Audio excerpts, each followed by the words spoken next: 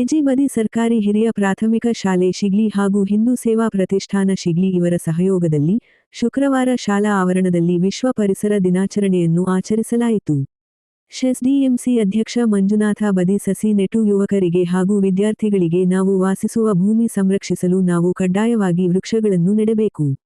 ಇವು ನಮ್ಮನ್ನು ಕಾಪಾಡುತ್ತವೆ. ಊರಿಗೊಂದು ವನ, ಶಾಲೆಗೊಂದು ಕೈತೋಟ ಹಾಗೂ ಮನೆಗೊಂದು ಮರ ಇರಬೇಕು ಎಂದು ತಿಳಿಸಿದರು.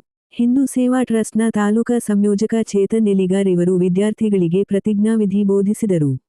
ಶಾಲಾ ಮುಖ್ಯ ಶಿಕ್ಷಕರಾದ ಡಿಎಚ್ ಪಾಟೀಲ್ ಇವರು ಪರಿಸರ ಸಂತೋಲನದ ಬಗ್ಗೆ ಮಾತನಾಡಿ ಪ್ರಕೃತಿ ಕಾಪಾಡುವುದು ನಿಮ್ಮೆಲ್ಲರ ಆದ್ಯ ಕರ್ತವ್ಯ ಎಂದು ತಿಳಿಸಿದರು.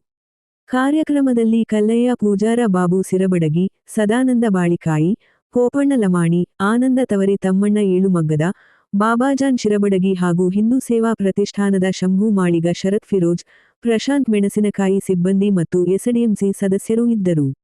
ವರದಿ ನಾಗರಾಜ ಹಣಗಿ, ಪ್ರಜಾಧ್ವನಿ ಲಕ್ಷ್ಮೇಶ್ವರ.